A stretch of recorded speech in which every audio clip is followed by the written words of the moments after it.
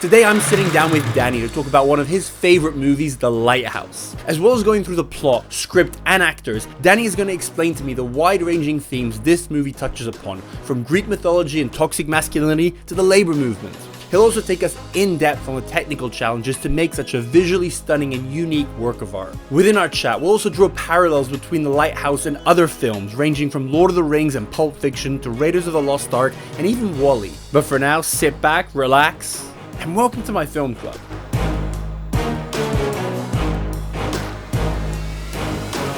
And we're back with Danny. Welcome to your second episode of Dom's Film Club. Thank you. Today we're going to talk about The Lighthouse, and I am so excited about this episode because our last episode together we did one of my favorite movies, Casino, and today we're doing one of your favorite movies, The Lighthouse, which I've known was one of your favorite movies for years, but I hadn't watched until we planned this podcast. And it's a very you movie and not a very me movie, and I've watched it twice, and I will say that it is unquestionably a good movie, but it's not one that's easy to get the first time, and so I thought it would be super interesting to have you on to explain to us us regular people how to appreciate something that's really a piece of art. So tell us about your relationship with this movie and why you love it so much. Okay, so basically, I was like hyped up from the moment I heard it was being made because I really loved The Witch by Robert Eggers, and then he'd gone like quiet for a few years, and then all it was announced was Robert Eggers is making a film with Robert Pattinson and Willem Dafoe, and that was like, yeah. And I was like, that's it, that's perfect, because at that point, I think Robert Pattinson had really started to build a career of playing really interesting and like eccentric roles, and Willem Dafoe was just like great face, really good play reader. And then I think the only thing that came out was the still image of the one of the opening shots where it's just them two looking at the camera, and it looks they're almost like posed, like they're posing for a photograph. And then it's just like, yeah, a horror film set in a lighthouse in black and white starring those two. And that was it. Which for Danny, that is the description of his perfect movie. And then it took ages to come out in the UK, so you'd start hearing rumors. They did all the festival circuit. And I don't think it came out in the UK. I think maybe it might have been January or February, right before lockdown. Right. Oh yeah, it was like 2020. Yeah. And it was really hard to find screenings of it as well, because even though it had like big names with it, and I think Universal released it over here, you just couldn't see it like any of the sort of mainstream cinemas around by me. So, and then there was one independent cinema that was showing it, but every time it was showing it, I couldn't make it. So then I had an even longer wait. So then I got the Blu-ray on the day it came out, and then yeah, I was just like, this is just a perfect film. So after all of that hype, it didn't disappoint. That's amazing. I think it exceeded everything. Because yeah, I'd say by the second viewing, I actually think this is a perfect film. Wow. Like, I think it's just one of like the best films ever made. Well, that's quite the introduction, and hopefully today, like, as I said, my experience with it was, obviously you've been talking about it for years. It's strange because it came out in 2019. I know you said you didn't see it till 2020, and that's like, oh, it's 4 or 5 years ago. But yeah, that was just COVID. It's still fairly recent. So I've known about it through you, and I knew of it as this artsy black and white movie. But I watched it for the first time a week or two ago, and it was honestly, it was exactly what I expected on the first viewing, but not in it put me off. But I was like, I have a big thing about movies, about it, if it's a bit complicated, I really need to just watch it once for the story. And now I'm like, okay, I know what happens. Now let me go back and just focus on everything else. And I knew after one viewing that it was already that type of movie. And so I watched it again a couple of days ago, and like level of appreciation definitely through the roof. And I've been researching for this, and I'm not a literature person by, like, I'm not a book nerd or anything, but I did study it back at school, and that has helped me have an appreciation beyond literature with movies and stuff to understand all the themes and everything. And this is clearly just a movie that is rich in that, and like symbolism and everything. I mean, you can spend your life basically analyzing it. And so I'm not at your level yet, but I do appreciate it. And you know what? I think probably after our conversation, I want to watch it a third time. So yeah, let's let's take it apart and figure out all the little bits. Before we get to that, what would be your spoiler-free description of this So one? it's like a really, so on like a base level, it's a really simple story. So if we look at the screenplay, all it says, the characters, it says two wikis go to work on the lighthouse for 4 weeks. One young, a new assistant lighthouse keeper with a sordid past. One old, a crusty lighthouse keeper, his boss. And then chaos ensues. Or Robert Eggers' act, the way Robert Eggers himself has described it is nothing good will ever happen when two men are stuck in a giant phallus. That's Which so. I think sums it up quite well. So the movie came out in 2019. We'll talk about this more in detail, but there's a couple of things that were inspired by it. The first was the Edgar Allan Poe Yeah. poem, though I did read about it and it seems very, very loosely based.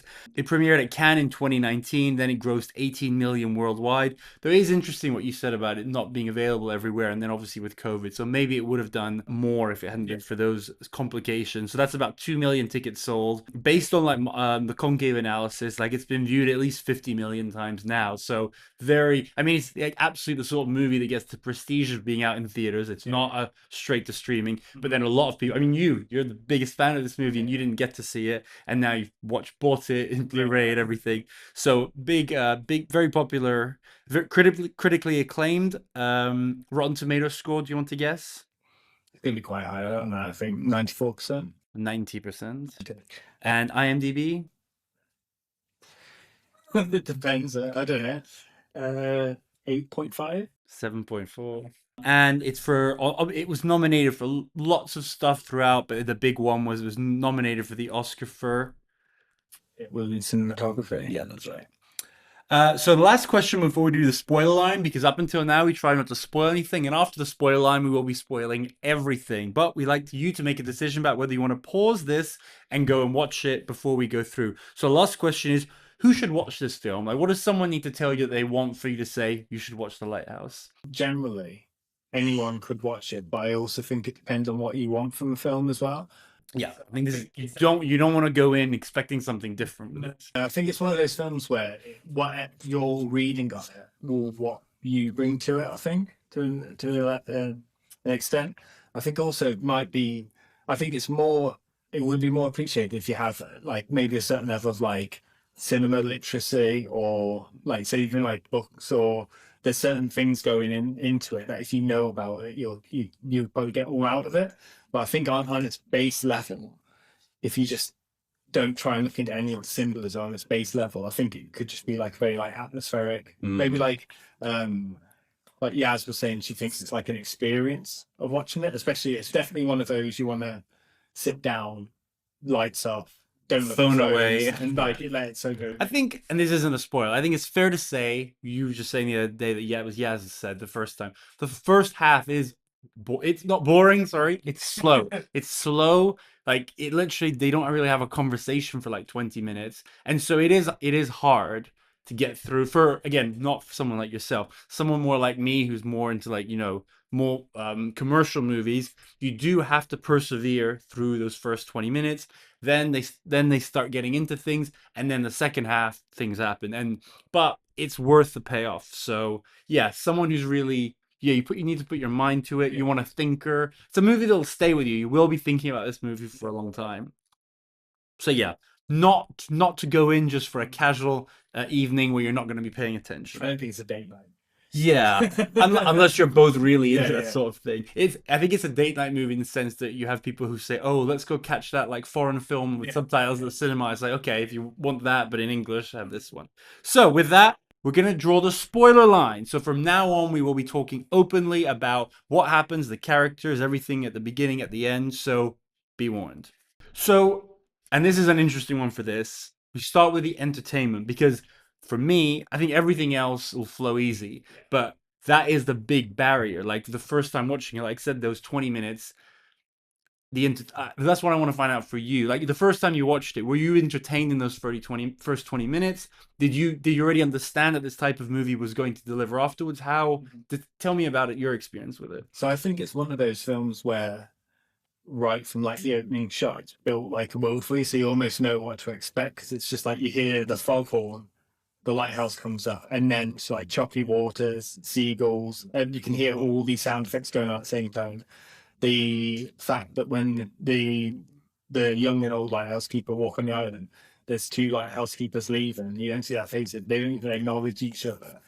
And then it's just him walking around. I think the first sound, human sound you hear is a fart. Yeah, and then probably grunting a lot. Yeah.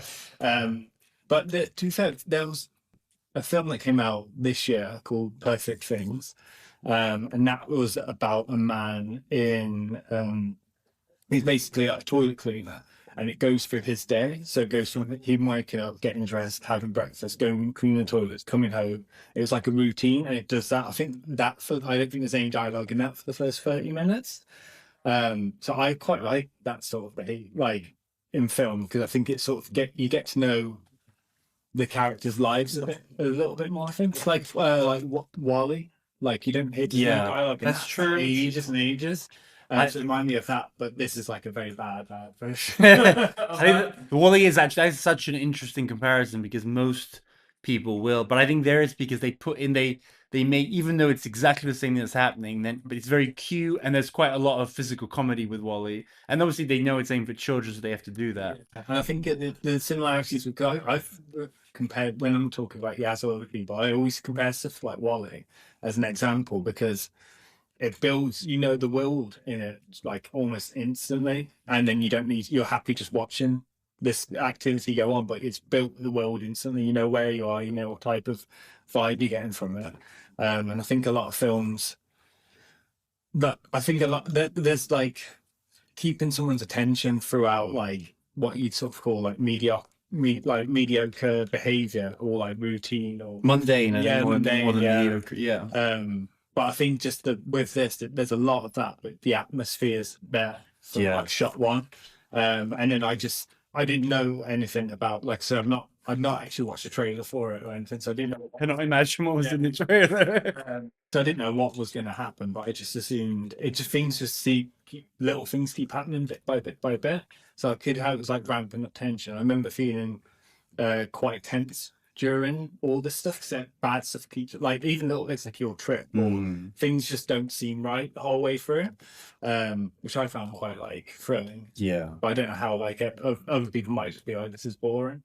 Yeah, I think it's on second viewing and my experience, I feel like on second viewing I almost experienced what you did the first. Obviously you didn't know the end, but you probably had a sense. And because I know where we're heading, I mean, so I know, we can say it now, past the spoiler line, he's gonna go crazy and everything's going to get crazy, and like everything is not as it seems, like, and then also the symbolism, even without reading the cliff notes, after one watch, you're like, there's a lot of stuff that isn't like that's a lot more than surface deep. So second time you're like, that means something, and that means something, and that means. Whereas I think because you have a more you got a more sophisticated palette when it comes to films. It's true. You're able to on the first one being like, I don't know what that seal is going to represent, but I know it's important and stuff, and you're able to. And you might even tell me, but I'm just like, yeah, but I need to see it. And so now I watch it once, totally get the importance of the seagulls. So the second time, I have to say one thing, we will get to it more, but the sound, as soon as the second time I heard the horn, which obviously you hear the whole movie, I was like, oh, like this is like, and I like now whenever I hear that horn, have you read the story about how they created the sound of the horn? Yeah, there's a lot of that's like the craft element of it is such a key thing into this. But yeah, I know that there's basically every sound and it's very curated. Yeah, we can talk about more like during the production. But yeah, so I guess big picture then, the thing that's entertaining about this film overall, not just the beginning, it's okay, how would you describe it? What is it to you that's entertaining about this? So I think the world building element's key to it. I think you're also, without going into the craft elements of it, you feel like you're in a different world to ours. Like everything that's going on, so there's that sort of world building element. There's like an alternate, or like it's something that we don't. None of it resembles anything that we have, like how we've led our lives. I mean, some people might. I'm just because last episode we did Casino. We talked about that, but that took us to a place in a time that exists in our world. Whereas I feel you're saying it's like a different world. Yeah. I feel like because obviously it's very much what you could basically almost call it like it's a historical horror film. Yeah. but it doesn't feel like real life. I don't think. Yeah. You know, it's without going in, cause I'm probably going into it a bit more in depth, but it's like they've placed certain genre mechanisms onto as realistic like depiction of a historical past as possible, but nothing is quite as like you say, nothing. You know, when you're on the side, nothing is quite as it seems. I also think it's like really funny. I think it's really, really funny. I can't think. I don't think I don't remember laughing a single time the first time, but then the second time I burst out laughing Yeah. a couple of times, and I'm sure every time it gets more. But yeah, so it's intellectually stimulating. Would that be Yeah. I think it's also say if we take the broad, say it's like a historical horror film, but it's involving so many different genres and different types. So I wouldn't. It's weird to call it a horror film straight up, but there's obviously horrific elements in it. There's like you can say there's monsters in it. There's like tension in it. There's like sort of semi jump scares, but not real jump scares. But like it's creeping atmosphere constantly. It's definitely creepy. Yeah. It's very like it's a very horny film.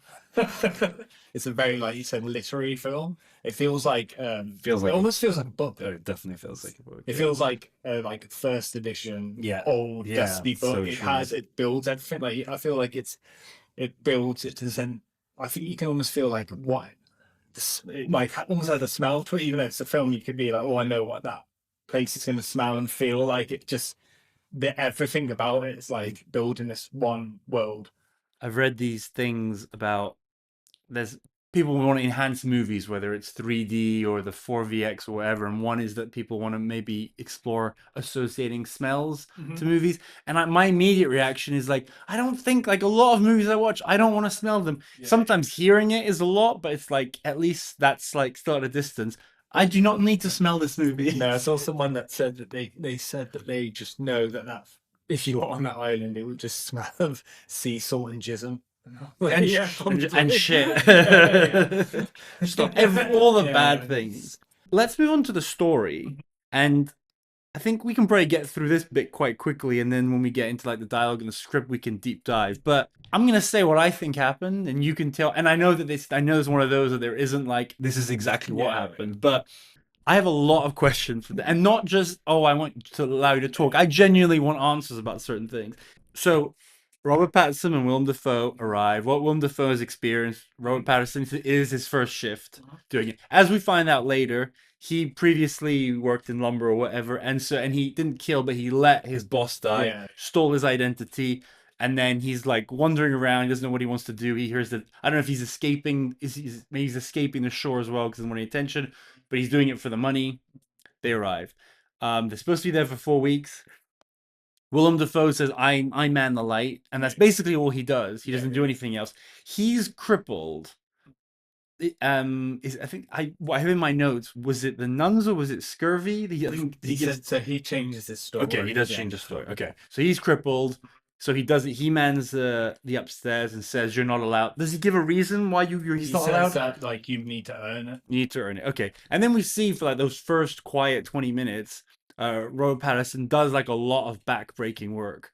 There's a bunch of like themes that get expressed. Like there's the seagull who is basically a reincarnation of the previous partner. Yeah, it's implied. It's implied that he killed. So he said, so Willem Dafoe's character basically says his old, what would you call him? Well, second wiki or whatever. Yeah. He went mad because he thought there was enchantment in the light. Right. And then, does he say he went missing? No, I think he just says he went mad. And so I mean, that's a good. And then basically, Robert Pattinson goes mad. He starts off, he gets fascinated with the mermaid, little statue, jerks off to it, fantasizes about mermaids. Or some people say the mermaids actually are real in this world. I think he gets before the 4 weeks are over, he does get a little bit mad. He wants to see the light, but he's not able to. He refuses to drink, which is a big thing. Yeah. He does eventually relent. On the last night, he relents and he drinks with him. So one of the sort of things with the job as well, he gets really angry towards like the end of it, and he actually, I think the phrase he says, I didn't sign up to be a housewife or a slave." Yeah, that's which it. is like I think because he's cleaning in both of them. Yeah, and he's cleaning out like the chamber pots and stuff like that. Yeah. But then I don't know if it's the first time they drink, but they get smashed on the 4 weeks. I feel like the first time I watched it, there was an implication they might have missed their ship, but then it's like, no, the ship that was supposed to pick them up didn't come because of the storm. Yeah, I think that's implied. Okay. Yeah. And then Or that they slept through it. Or they right, missed it okay, yeah. themselves. Yeah. But then basically, then everything goes to shit. Robert Pattinson goes more and more crazy. Willem Dafoe obviously reacts to him, but he doesn't really change that much. He's kind of always weird, but then he becomes less weird than Robert Pattinson as it goes crazier. Then there's a whole. Then it gets really confusing over what's real and what's not about the time because Willem Dafoe says, "Oh, it's been weeks," even though Robert Pattinson thinks it's been days. They find more alcohol. There's the mermaid fantasies, but eventually that relationship breaks down. Yeah, they open up. That's when they reveal about their past. Spill the beans. Yeah. Which I've just realized spilling your guts is what happens to him at the end, which is like a whole thing probably as well. But yeah, then they like, and then the hallucinations like go crazy, and he ends up basically, yeah, he first he tries to bury him alive, but he comes back from that one. Then he kills him for good, goes up, sees inside the light, where we don't see what he sees, sees something, falls back in shock, or is pushed back. There's I think there's a few different ways you can read it, but you don't hear, so the sound cuts off, and it's almost like someone's got a microphone around their mouth and they're yelling into the microphone, but it's like distorted. And you see that, is that him yelling, or is that the? So that's him, but then you don't know if he's screaming or laughing, or it's like an ecstasy type thing. Then that it holds that for quite a long time, I feel. And then you cut to him falling down the steps. Yeah. And then cut to him, we don't know exactly when, naked with his organs hanging out and the birds picking on them. Yeah. That's the story. And then done, and then it goes into like a sea shanty like upbeat song. Yeah. So that's like, again, I've missed some like little bits, but that is the story. That's what happens. Yeah. On paper, yeah. That's it. Because yeah, even the first time, some of those things aren't entirely clear. I think the most confusing thing is basically when you realize that he's an unreliable narrator, and that what you've seen isn't necessarily true. I think I am like, just maybe this is the time to just ask some like questions about it. What's up with the fact that we see him working all the time, and then later Willem Dafoe implies that he never works, that he's always drunk, and then he reads. One of the things that makes Pattinson snap is reading the review, the manual, the logbook, in which it says that he's been basically describing what Willem Dafoe's been like. So what's happened there? So I think that's like a small part of. So I think that's one of the themes of the film is to do with labor. So I think that's like a layer to the film. So obviously we'll go more into it, but I think what Robert Eggers is doing is taking various different mythologies, folklore, themes, and then adding it onto like the historical period and commenting on the labor movement. Because if you take it that he's left his job working in timber because he hates it. He's like, he says a speech, he's like, I want a house of my own and I want a wife. I don't want to take orders from anyone. He swapped his job. And now he's starting at the bottom again. Or Willem Dafoe is saying, no, you need to earn this. Okay. And even though he's working really hard, he's getting nowhere because the boss can just be like, no, I'm not paying you. So I think that's one element of it where you can just constantly like work. It doesn't matter how hard you work. There's someone above you that can like stop your pace, ruin your life, that sort of thing. So I think that's like an element to it. So I think he is working. Okay. I think it's Willem. So Willem, we'll get into it when we get to it, but I don't think Willem Dafoe is who he says he is. Okay. So definitely want to hear more on that. So, and I hear you on the theme. I'm gonna, I don't know if in your notes you have a list of themes, but I think, we keep those. Obviously, you've explained the labor one really well, but later on, we can just like, you can basically tell us about as many themes as you want. But concretely from the story point of view, he is doing the work, and Willem Dafoe's just fucking him, basically. Yeah. Because I think that's one of the readings that people have various different readings about the film, and like I said, I think it depends on what you'll bring into the film as well. But there has been people that have said this feels like a genre version of like my life. They're like, I'm always working and I'm not getting anywhere. So I think if you come in from that angle, you might see that in the film. That's very interesting, and a lot of people could relate to that. So I guess same vein, when we see Willem Dafoe smashing the boat, and then they're inside, and he says, "No, you're the one that just smashed the boat." / let's just throw in the time when he's like, "No, it's been weeks, not days." Yeah. What, is that gaslighting? I think he's gaslighting. Okay. Yeah. So I think So there's a couple of things that Robert Eggers has said are specific themes. He said one of them is toxic masculinity, and one of them he's referred to it as a Jungian horror film, which obviously we can get into a bit more. But I think that the gaslighting elements commenting on the toxic masculinity side of things. So I think he's deliberately being like, no, no, I'm. So he goes, he changes his character depending on what Robert Pattinson's given him as well. So in that moment, he's like, oh, I'm really like, he acts really small. Don't you? I just want to kill old Tom. He's acting weak. He's trying to make Robert Pattinson go mad. Okay, fair enough. I noticed that there's never, obviously, the other ship doesn't come to pick them up, and we said why that is. But there's never any interaction with other ships, whereas the lighthouse is supposed to guide them. So, like, is that anything symbolic or thematically about? Are they even doing anything? Is there any point to what they're doing? So some people have said that, like the lighthouse itself, because obviously in mythology and just in like psychiatry, lighthouses represent specific things. But the lighthouse itself is not supposed to guide you to it. It's supposed to keep you away from it. Oh, But they're going towards it. So it's like they've already done. So the lighthouse is warning you stay away the whole time. But they obviously that's part of their job, but they're heading towards it. So actors, both actors had seen The Witch and wanted to work with Yeah. him, and he wanted to work with them. And Yeah. was it written with them in mind, or? No, so the Lighthouse, he'd actually started, the script for Lighthouse had actually started writing before The Witch was made anyway. So he went back to Lighthouse, but so from what I know is that he'd done The Witch, it was quite a big success. Like critically, no, obviously it wasn't like a box office smash, but he'd won like a Sundance Award.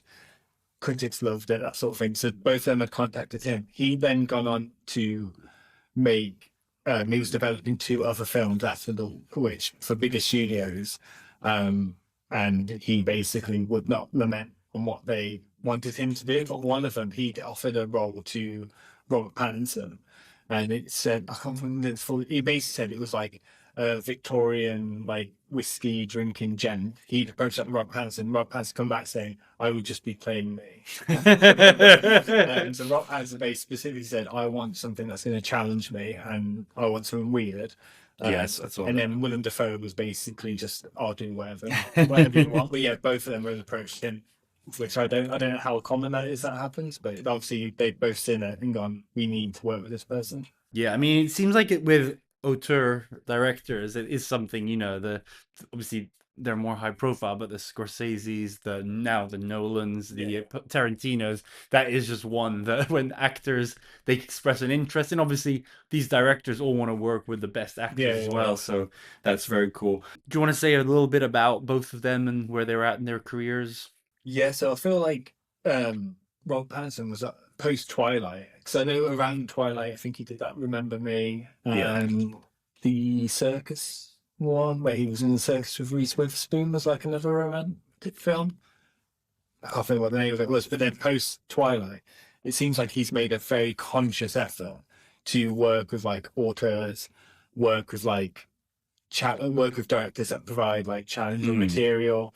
He's done some foreign language films. He's done like roles that have like required him to change his like public persona of himself. I think this is probably the best performance he's given. So I feel like you don't see much of Robert Pattinson as we know him in this character. And then Willem Dafoe's obviously been one of those actors throughout his filmography. He does like some big mainstream stuff, like he does the Spider-Man films, he's an Aquaman, but he's always weird in every single thing he's in. He's got a face, hasn't he? He can manipulate his face, which says, like, side note, why would you cast Willem Dafoe in Spider-Man and then put a mask on when he can do everything in space? But obviously he's very established by this point. And also he's like known from the theatre, so that's where Rob Eggers' background is in directing theatre, acting in theatre, producing it. So those two are on the same sort of wavelength. And it just seems like but almost seem like the young and old versions of each other. Like I see Pattinson becoming a Willem Dafoe as he gets older. So yeah, those are very interesting. So the characters, I guess we've talked already quite a lot about the Robert Pattinson one. So give us your thoughts on Willem Dafoe's character. So I don't. So if I'm reading it as I think it's supposed to be, I don't think Willem Dafoe is a man. Okay. In the film, so there's just so I can get the names right. Yeah, so I think Willem Dafoe is a Greek god called Proteus. So they basically, he's referred to as a sea god, or they call him the old man of the sea. Okay. One thing of his like origins is he is located on a island. Oh yeah, Pharos. So in sort of like mythology, Pharos was an island where the very first lighthouse was built as well, and he's Proteus himself in like the Greek gods is a shapeshifter, and he doesn't like to share knowledge with anyone. So he's there in human form, Yeah, I think and so. but I also think he's the mermaid. And I think so. All the images that you're seeing of him. So there's that moment where it's about 30 minutes into the film where Rob Pattinson can't sleep, so he goes up to the lighthouse and he's looking underneath the lighthouse. And you can see Willem Dafoe's naked up there. Yeah. And then all of a sudden you start seeing tentacles. Yeah. I think that's him still being transforming. Yeah, transforming himself. Yeah. Just because I think he also speaks about Prometheus.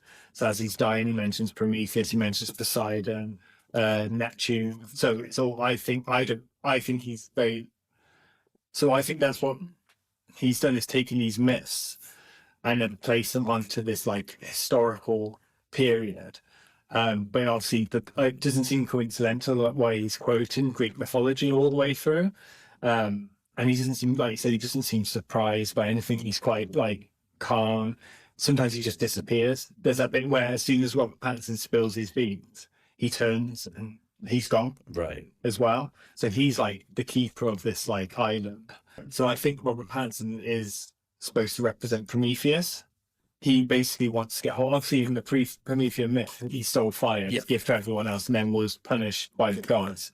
Because Prometheus, I'm probably getting, I'm no Greek mythology, but the way he's punished is he has to stay on a rock and have his liver hacked out over and over and over again, which I think that's what the ending is. Yeah, I did see that. It's a very specific. I knew about Prometheus. I didn't know that was his exact punishment, but that seems like a very easy explanation. Because without that ending makes no sense. But so that's that one seems pretty straightforward. Yeah, so I think that's why.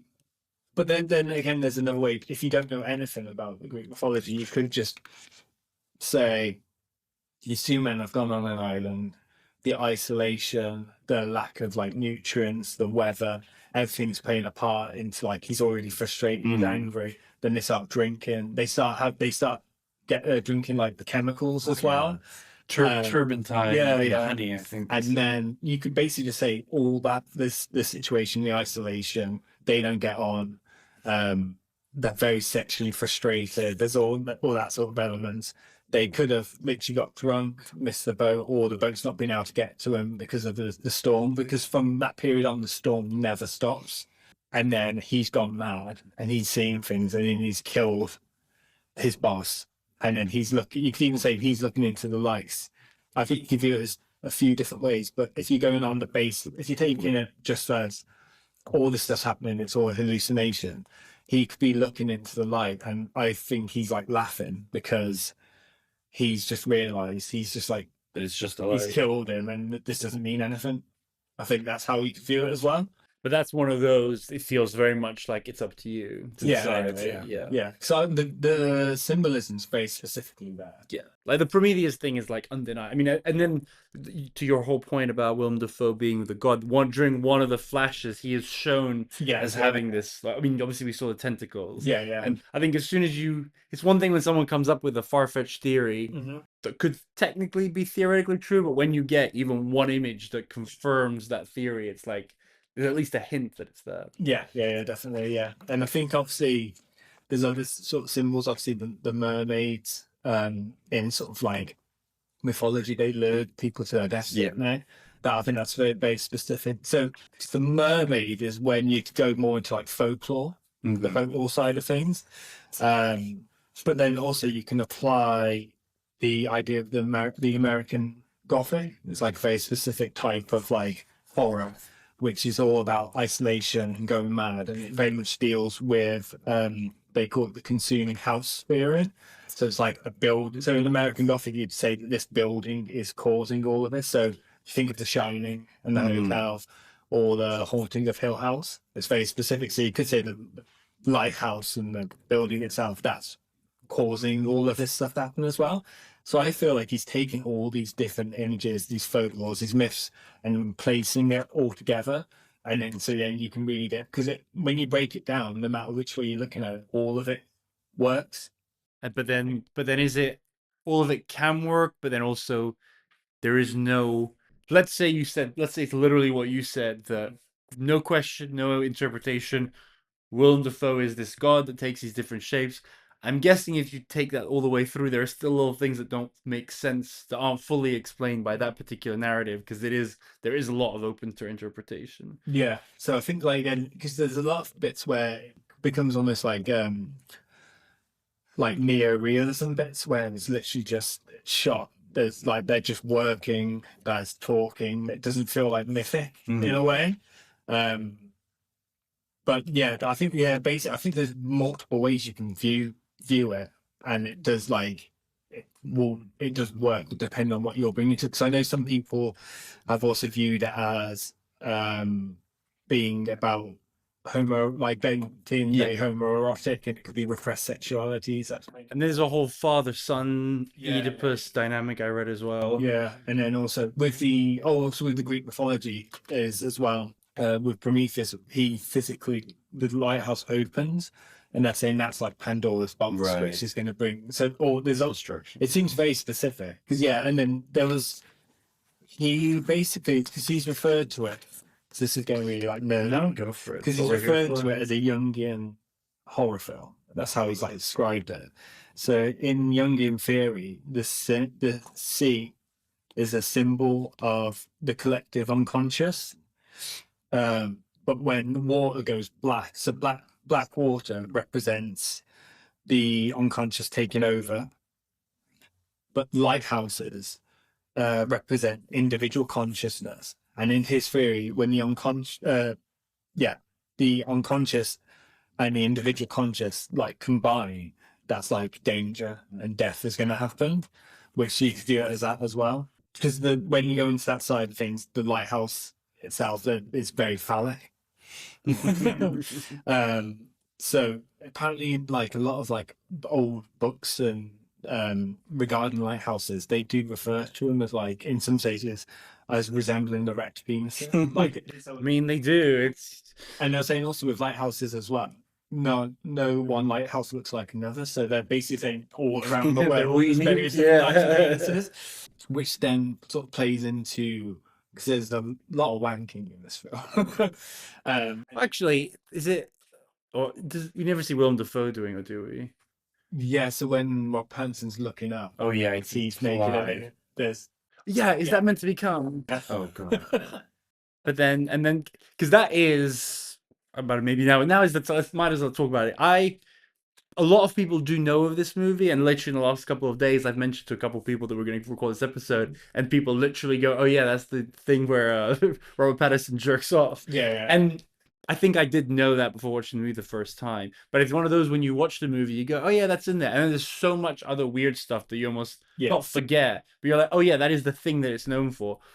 Do you think? Take it out of the highbrow stuff just for a second.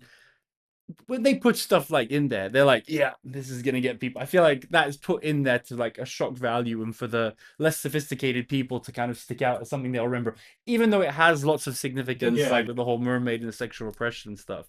But it does feel like it's just there to shock. Well, because he's basically said it was all about. If you go down the toxic masculinity route, he's on about like everything that he wanted to sort of feature everything that a man would come out. Also, concretely, like. That would happen. That's like two guys in that situation, and then especially in a, this is taking place in the 1800s, right? Yeah, I think it's like, let's say 1890s. Yeah, 1890. Yeah, and the mermaid statue, that's probably one of the most realistic things in the whole movie. I also think that mermaid statue as well. That's almost like a trap. I think because I feel like that's specifically been put in. So he sits on the bed there, it's there, and then the hole's there straight away. But then also it goes all over the place. But the farting is like Yeah, what is very that? specific. It's like apparently in some cultures that's like the man marking territory and being like you're subordinate to me. I'm literally going to fart. Our first encounter is going to be I'm going to fart in your face and you'll get because he basically keeps going on. So you could share it with like the labor movement and like the whole Proteus thing, but he doesn't want to share any power. He's basically I'm in charge. I'm like the king. You're going to do everything I tell you to. Yeah. And he's like sort of he's basically showing no respect. And he keeps calling him the dog as well. Like it's like you're below me. The back to the wanking is like means something as well because he's Rob Pattinson having to go into like a little dank cold shed to masturbate and Willem Dafoe stood on the top of the tower and he just wanking for like it's like the king of the castle. Yeah, there's multiple references like the time when he's below, but there is a time when he's down there and we see up and he is just naked. Yeah, Right?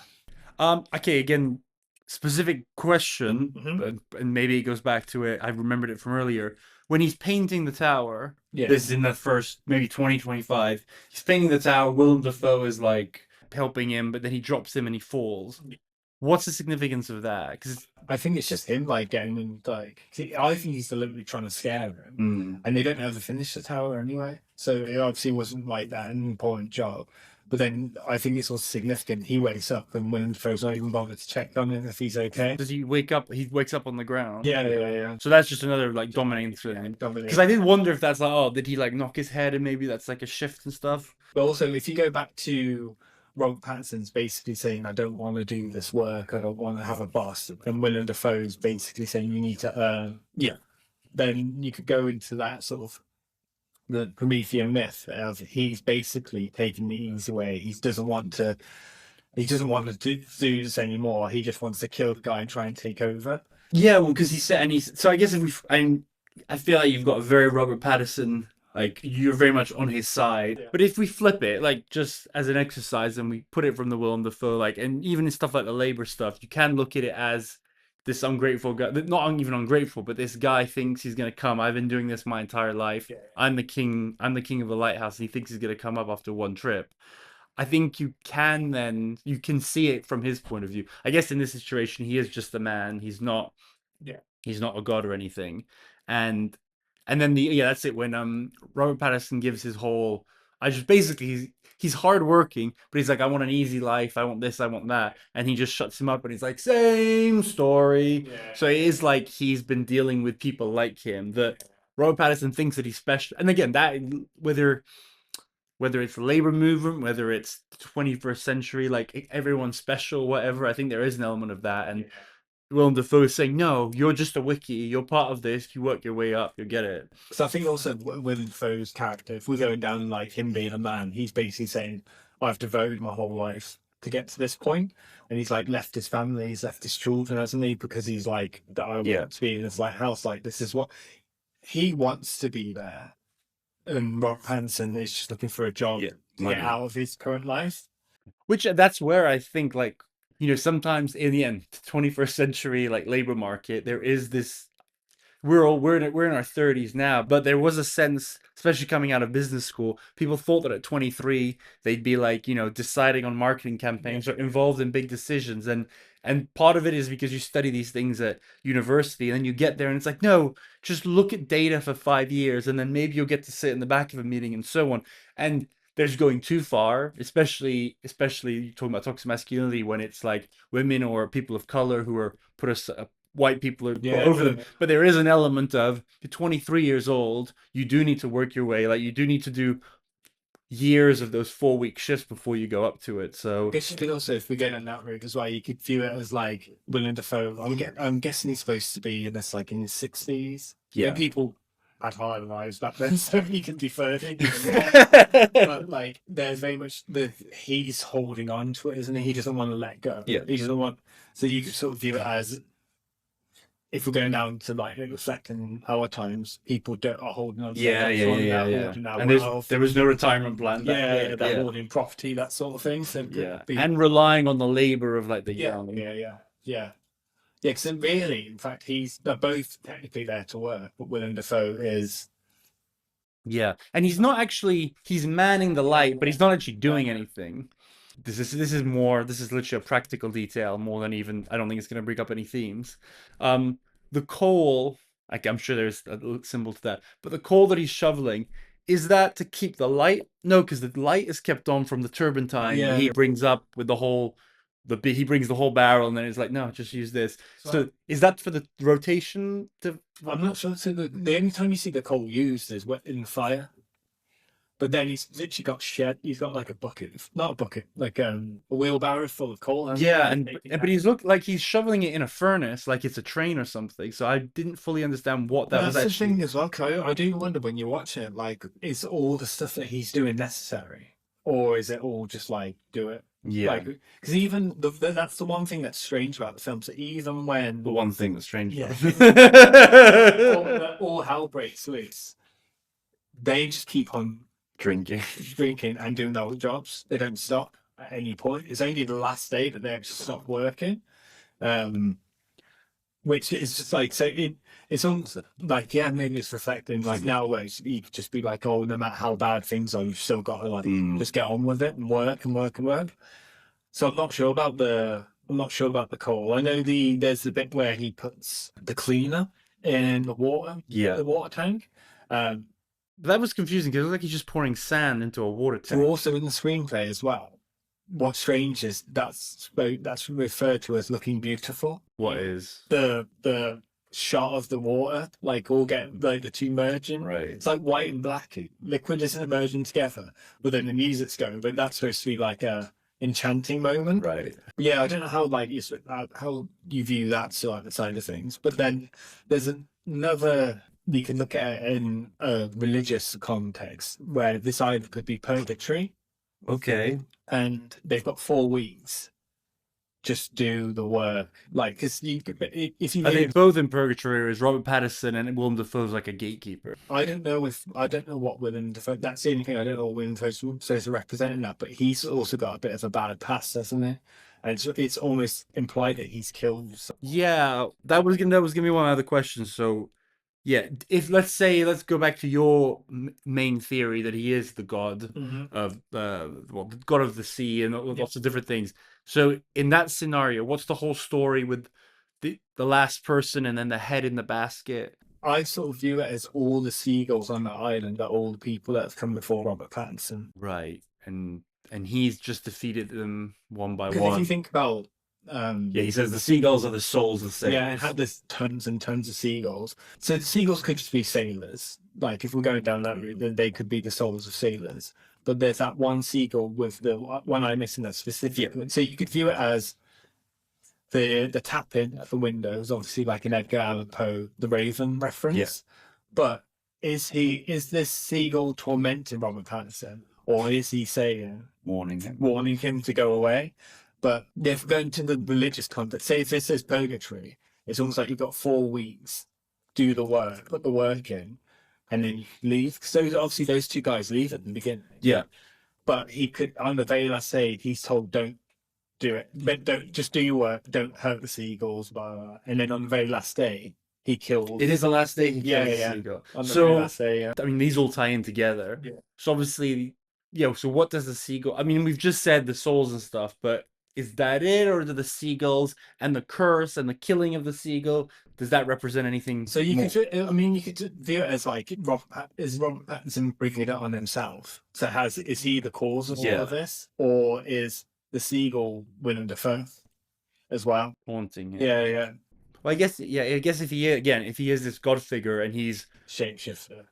Oh, so you think but he killed it, so he didn't kill Willem Dafoe. Yeah. That's I sort of go down the route of I think that's seagull's warning him. I don't think he's tormented him. I think he's tyrant. Yeah, again the not literal, but the physical explanation. It feels that it is I don't know how he killed the previous guy, but he did for his head to end up there, and then his soul has gone into the seagull, and he keeps him around. It reminds me almost of in Little Mermaid, how Ursula has all of her victims living in little trees around. Yeah, so with the Hans Christian and the Little Mermaid, it's the original story is not how we view it. No, I've read the original. It's so dark. That sort of plays into more of like the American like myth side of things.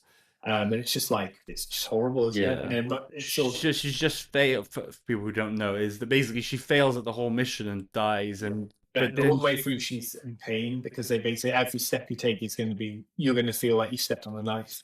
yeah, that was it. So, but we see it as like She got the man in the end. so obviously that would sort of like play into it. But yeah, is it so? Or is we're going down the route of Rob Pattinson's just gone mad? Does Yeah. he then go, I've killed the seagull? Oh no, things are going to happen. Like, and he that built into his psyche that he's caused all of this as well. Or is so the that thing you're saying that the madness is self-inflicted, Yeah, but it is also the one where there was a curse, because there's two curse. There's the bad luck, because obviously sailors are huge superstitions in general, and so whether it's the seagull or, even though it turns into a joke, Willem Dafoe does spend about 4 minutes putting a curse on him Yeah. and naming that he names all of the maritime gods Yeah, yeah. that you said. So it does feel like one of those two things could be where, okay, now he's cursed, yeah. and so he's been made to go mad by whether it's the gods, the island, or whatever. Yeah, because that's one thing with Willem. So we know that he's an unreliable person as well. Yeah. He said he mentioned his leg twice, Yeah. but then also he's not. His leg's absolutely fine because he's dancing, Right. and it's like I mean, his legs. He's moving about fine. He's getting up and down the stairs fine. Yeah. We're supposed to go. Oh, he's like he can't. That's why. Yeah, You see, this is why I want to rewatch it again. I want to like pay attention to all those details. Another big one, which again, let's talk how it ties into different theories and also generally, is the alcohol. So let's just start with, we can always start with your main thread of, okay, if he's the god, why is he drinking all the time? I'm not sure on that point. That's just like I think Or is he just trying to tempt I him? think he might be trying to tempt because you could go. So there's like there's a reading of it that if we're going down the Christian route, so Jesus was in the desert for 40 days and 40 nights, and the devil was there trying to tempt him out of it. Some people have read it that the Willem Dafoe's character is saying, how long have we been here? Was it 5 weeks? 5 weeks is almost like lining up with the 40 days spirit of it. So is he literally just trying to tempt him? And if he's just a good guy, because he basically says, so is he declining drink because he's an alcoholic, or is he declining the drink because of what he says? Because he says it's the rules, so I need to stick to the rules. But that would make sense that he's testing him, Yeah. and then he almost makes it to the end, but then on the last day he gives Yeah, in, and then he yeah, doesn't yeah. make it out of purgatory. Yeah. God, yeah, I like that one. I mean, yeah, this definitely feels like it's like you say, the different theories that are brought together and pile on top of each I other. think it's very deliberate as Yeah. well, because Robert Eggers, obviously, he's mentioned like the Jungian side of things. He said he's very interested in mythology. He's very interested in the occult. He's very interested in religion. He's interested in like superstition. So I think he's very deliberately all of those. taken everything and then just applied it to this setting where it all works. So like with the lighthouse is a very sort of evocative setting as well, isn't it? And you know it's going to be isolation. So you're just adding all these elements on top of it. Yeah, I mean, it's the perfect, like, A, it's a metaphor. B, it's isolated. C, it's surrounded by the sea. Yeah. There is the work to be done, because there aren't really any other things. It's a perfect setting for that sort of thing. That's why I love it so much, because every time I watch it, I You always see catch something something different. else. Yeah, that's like, I mean, it's very, very different movie, but something like Inception on a different way. I've probably watched that one movie about 10, 12 times, and I think there's like first to fifth, you're like, and you probably have this experience with this movie where, okay, first time discovering it, then you like, and this is me now with this film, maybe you fast forwarded me a couple of viewings, but I probably watch it thinking I know it, especially after our conversation, and maybe I watch it in a couple of years, it's like, oh, there's this whole other side that you don't even think of, and then sometimes you go back and forth between, oh, maybe I was right about that before, and that, I mean, these movies, ironically, was talking about Inception, it is almost like the eternal staircase of, everything's open to interpretation, there's multiple symbolisms, double entendres and everything. Yeah, I think it's also so when I can't remember exactly what I thought was going on, but I remember as a kid I was interested in like Greek mythology, and I did recognize certain like the words, and I sort of remembered. I think I thought that it was the Proteus. Couldn't remember the Proteus name. I thought it was a different type of sea god at the time, but I was like, there's something going on here. But yeah, like you said, we can view it in so many different ways, and it sort of works. for you personally, depending on where you're coming from, or you might just watch and go, "What the hell? I Which, don't like this." yeah, which I think is the problem with most people, and I think it's a shame because, again, I'm not criticizing. I'm not saying this movie should be any way different, but the risk is obviously in this case it hooked enough people that it's become sort of cult classic. But the risk is always that it's not engaging enough. And actually, I think we've gone over the themes really well. So I think this is a good segue onto the dialogue and script because I think even that, the way the dialogue is, and it's very wordy and it has an accent. And obviously, I read all this stuff about how like they were coached to speak in a very specific way. And again, it adds so much, like you say, a different world.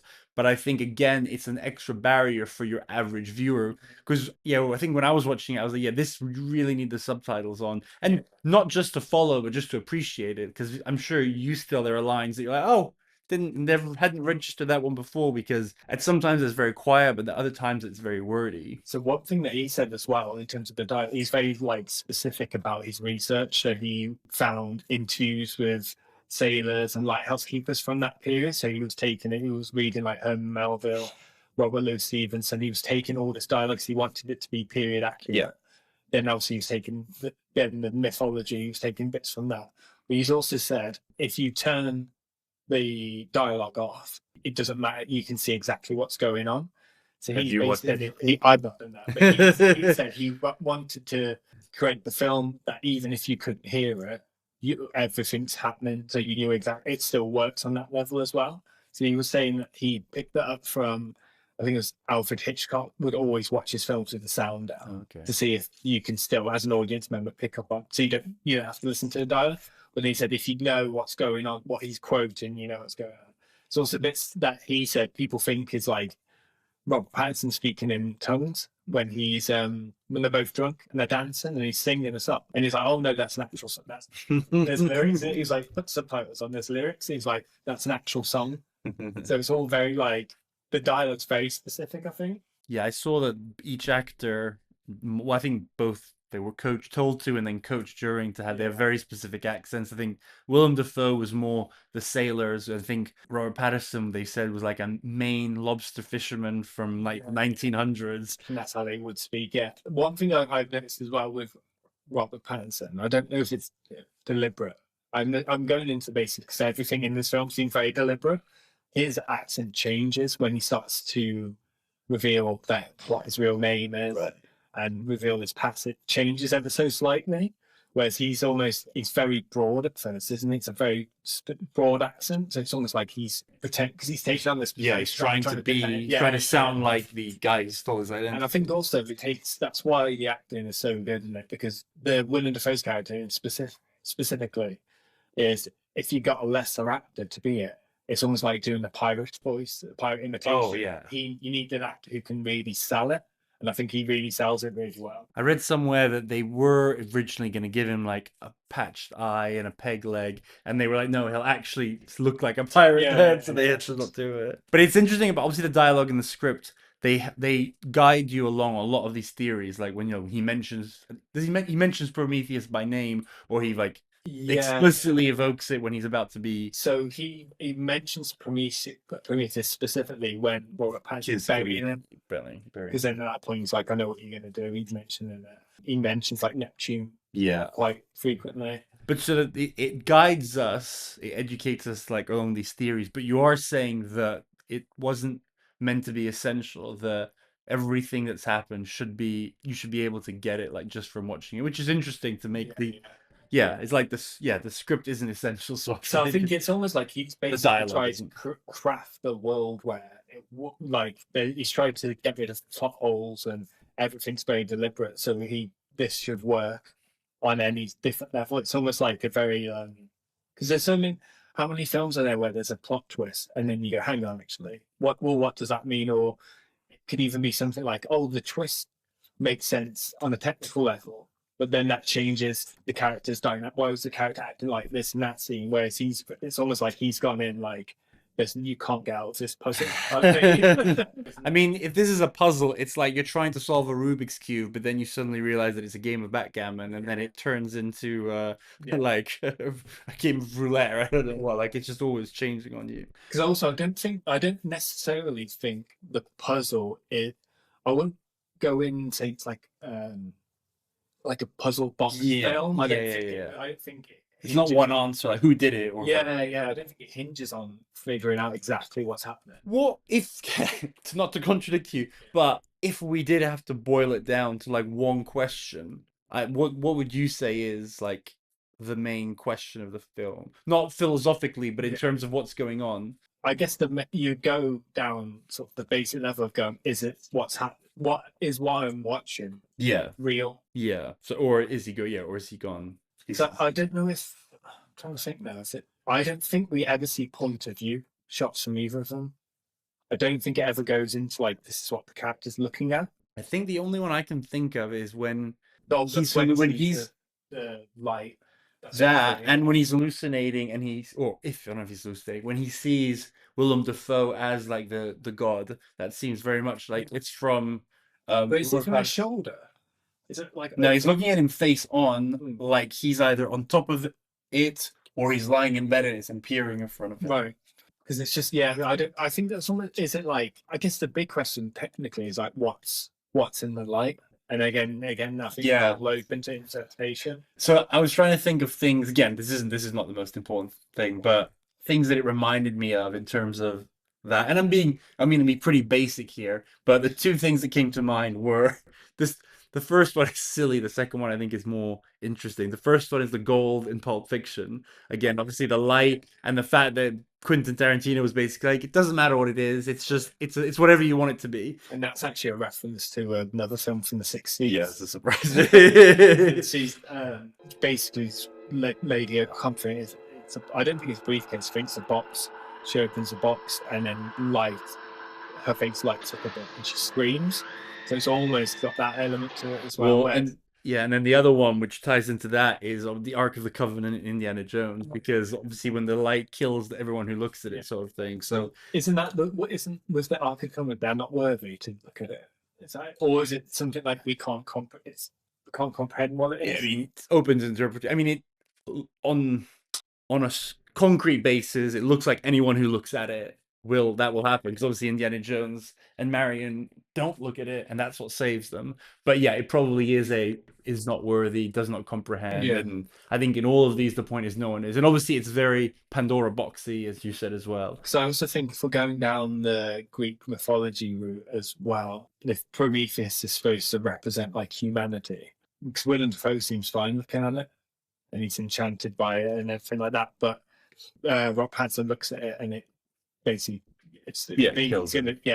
Well, he's not dead, I guess. Is he dead? He's dead. Yeah. Well, He's alive, I think he's still moaning. What, has a pecking? Well, I get. Well, you say purgatory, isn't that because the whole point of Prometheus is that he never actually dies. He goes on, and he does get. I checked the Wikipedia from it. I went down the Wikipedia rabbit hole on this particular thing, and yeah, he does eventually get saved by I think Hercules, but then it becomes a whole other story. People said if you look at it from a Christianity route, the light could be heaven, and he's climbing the stairway to heaven, and then he's been turned away because of what he's done.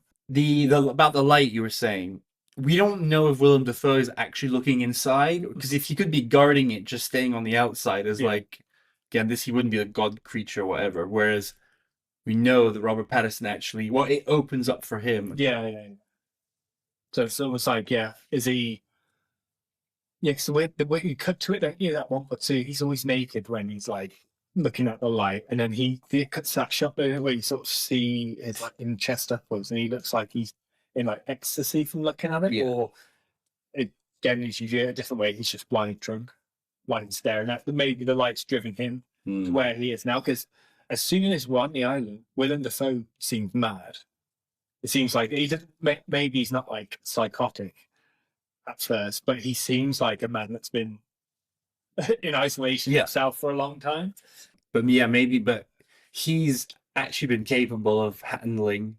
Yeah, because I guess he's gone through the right steps. He took his time. He was initiated to it properly, and now it's like his. I've just realized another thematic. It's kind of reminiscent of light of the Ring in Lord of the Rings, and Mm. it's like Willem Dafoe is Gollum, who, despite being coming Gollum, the fact is he did stay with the ring for Yeah. years and years and years, even though it turned him into what Willem Dafoe is. Whereas obviously Frodo was like a couple of days away from like dying from Well, it. Eggers is, I don't know if it's specifically for this film, but he's referenced Tolkien as being an influence as well in terms of like creating a world and the themes. Yeah, I mean everything we talked about over the last 10 minutes of like the light, they are very universal themes. But... Yeah. I think there's it's light means, yeah, because basically light in sort of mythology represents knowledge, hope, and security as well. So it's what all humans want, I guess, isn't it? On the note of light, so we've spent a bit about dialogue script and we fell back into the themes, but that is the most important thing. Let's talk about literal light. And yeah, actually, this is a great segue of. So we talked about what this movie is trying to represent. Why was it necessary to make it in black and white in this very particular? I know some of the answers, but I want to hear you in this very particular, basically square format. And then let's talk about how they actually did that. So with the square format, it's basically it was only used in cinema history for a very brief period of time. So it was when everything would move from silent cinema to sound cinema. That layover period, and that is when they use this. So not many films use it. And they basically said creating like almost like a perfect square image, which is really good for shooting tall objects at scale. okay. So you can shoot the lighthouse, but also you feel when you're shooting actors with it, it's good for close-ups. But if you put two people into like a location as well, it creates like a claustrophobic atmosphere because you can't see anything around them. Which then, if you put the sound, because I think sound's like a really key part of this film, the sound on it as well. There's all this stuff, like it's very claustrophobic film, like I think you're supposed to get the fact that they're in close quarters to each other, aren't they? They're sharing the same room, they're sharing, like everything seems really small and cramped. I think it's supposed to create like a bit of a claustrophobic atmosphere. With the black and white, it's supposed to evoke the like an old world period, also supposed to evoke an otherworldly period. Obviously, you can see everything in color, but to get to that point as well, this is like another added layer on to the craft behind it. They are using vintage lenses as well that date back to some of them 1930s, some of them the early 1900s. They don't make these anymore, so they've had to attach these lenses on to almost get as close to the 1890s period as they can to evoke it. Then it's something with they had to then build custom built filters to go to the black and white so then they could use practical lighting, because in black and white photography, reds turned to black. So they wanted to see all the nooks and crannies of both of their faces.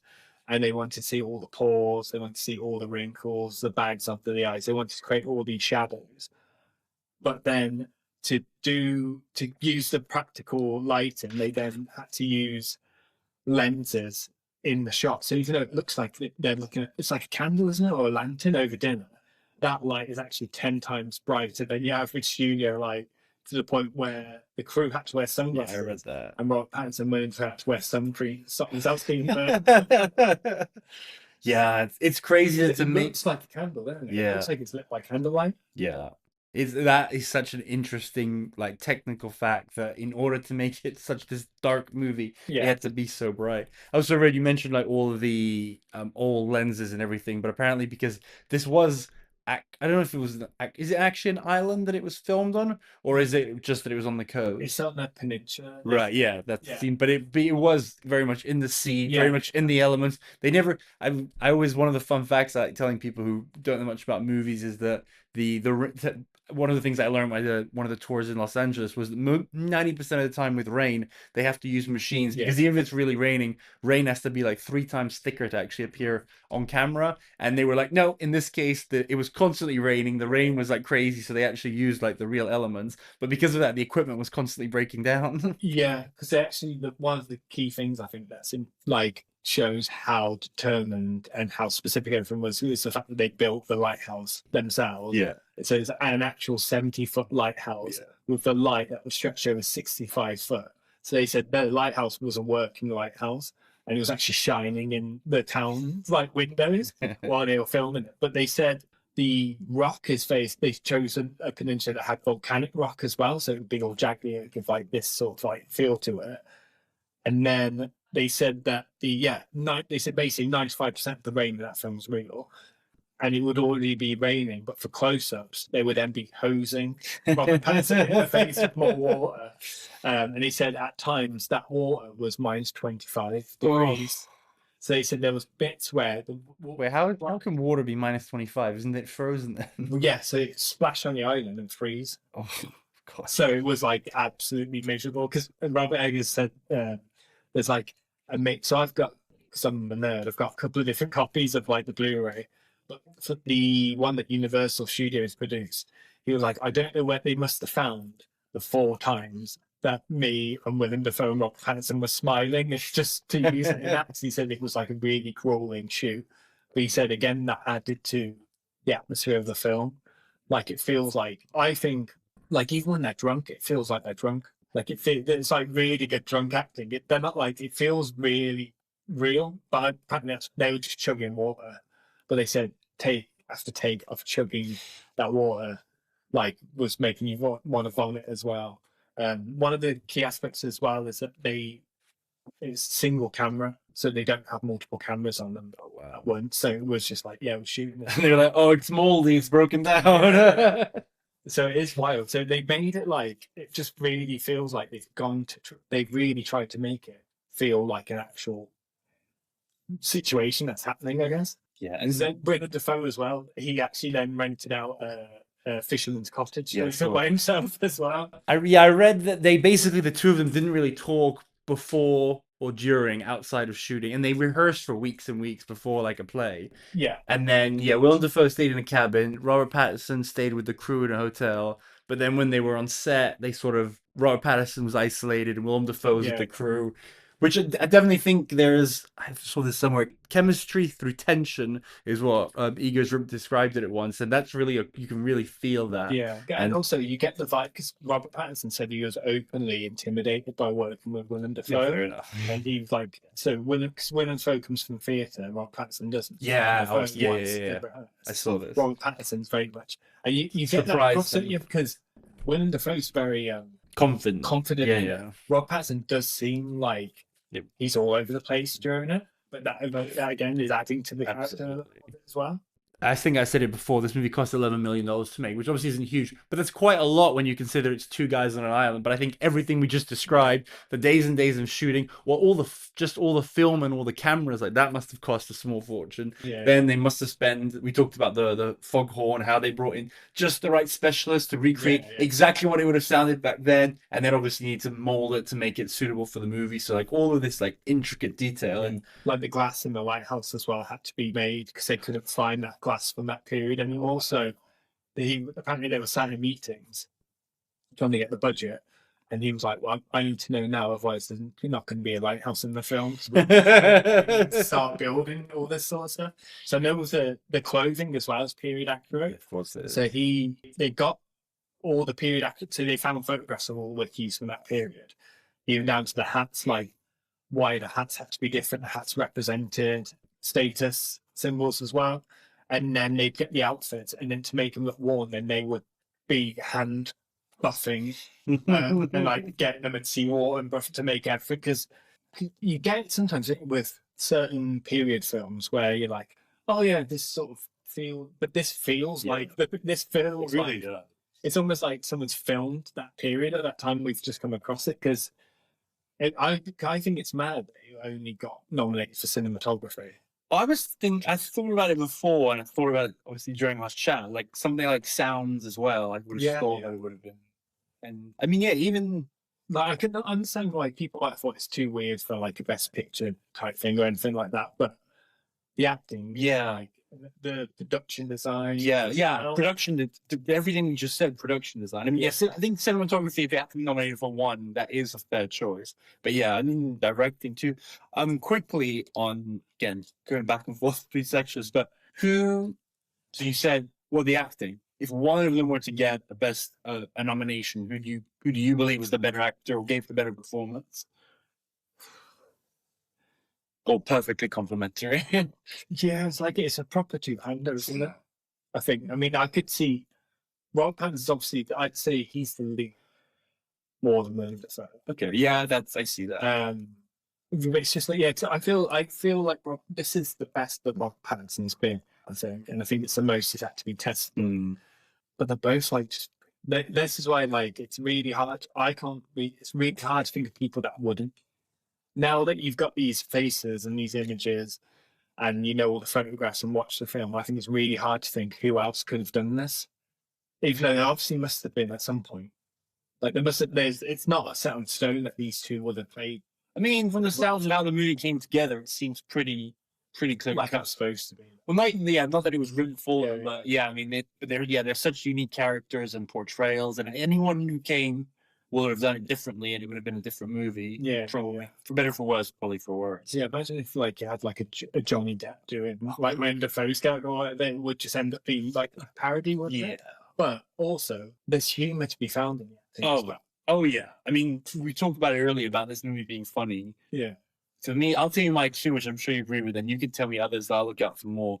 I think the first one is when when he slaps. I mean, it's super basic. When he slaps him in the face in the first time, there's something really funny about that. And then, and I think this is considered the funniest bit, is when he complains about the cooking, and then he goes. Oh yeah. I found the quote on IMDb, and it is a gigantic paragraph, and he gives that curse to him. Yeah. So that curse is actually so if you watch it, he doesn't blink. Yeah, I saw you in for 2 minutes. He did it in one shot. And that whole scene is 2% of the whole film. Jesus Christ! And then at the end, he just goes, "Yeah." I see. The first time, I think you're just like, "What the fuck is going on?" You don't appreciate. It's supposed to be. Yeah. I think. And also, where I love the bit where he sneaks up on him and he's like, "Come with me," and he goes, "What's that?"